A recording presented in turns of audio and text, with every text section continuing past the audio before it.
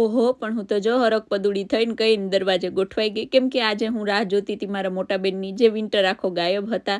અને મારા મિની વ્લોગમાં તમે એમને પહેલી વખત જોશો તો મારા બેનની એન્ટ્રી થઈ ગઈ છે લંડનમાં. અને મારા મોટા બેનને જોઈને મારી ખુશી તો કંઈક અલગ જ હતી. અને ખુશી એ વાતની હતી કે હાશ, કાલથી તો આપણી આખી ડ્યુટીમાંથી અડધી ડ્યુટી થવાની છે.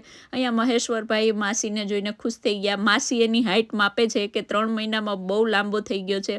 તો અહીંયા આવતા વેત મારી બેને એનો ખજાનો ખોલ્યો. મારા માટે શું લાવ્યા, આફ્રિકાથી શું લાવ્યા, ઇન્ડિયાથી શું લાવ્યા. કેમ કે મારા મોટા બેન પહેલાં ઇન્ડિયા હતા, ત્યાંથી આફ્રિકા દારે સલામ ગયા અને પછી આવ્યા. અને આવતા વેત મને ખાલણીને દસ્તો પકડાયો છે મારા મોટા બેને. અને હજી પણ વસ્તુઓ ખોલે છે. હું પૂછું કે બેન તું મારા માટે શું લાવી?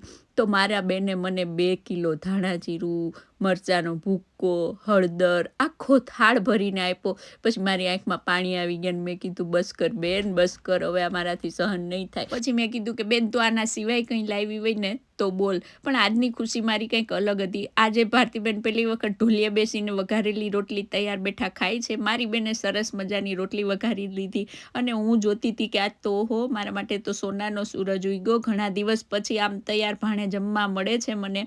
અને આજે અમારા ઘરે બીજા પણ મહેમાન આવ્યા. અમારે રૂટર આવ્યો સંધ્યાબેન સાથે. રૂટરને જોઈને મહેશ્વર ખુશ થઈ ગયો. રૂટરે મહેશ્વર પાસે શાંતિથી બેસી ગયો છે. રૂટર અને મહેશ્વરની સેમ એજ છે. રૂટર 10 વર્ષનો છે અને મહેશ્વર 10 વર્ષનો છે. અહીંયા રૂટર શાંતિથી બધાની વાતો સાંભળે છે. રૂટર પેંડાનો શોખીન છે એટલે મહેમાનને થોડોક પેંડો મેં ખવડાવ્યો. અને પછી મહેશ્વર અને સંધ્યાબેન રૂટરને ગાર્ડનમાં લઈ ગયા. પણ ગાર્ડનમાં થોડી ઠંડી લાગતા રૂટર સીધો અંદર વયો ગયો. અને આજે અમારા સંધ્યાબેનનો બર્થડે હતો એટલે લક્ષ્મીનારાયણ ભગવાન પાસે સંધ્યાબેનની કેક રાખી અને અમે કટ કરી. સંધ્યાબેન હેપી બર્થડે. ચાલો નવા વ્લોગ સાથે તમને બધાને વહેલી મળીશ. જય શ્રી કૃષ્ણ.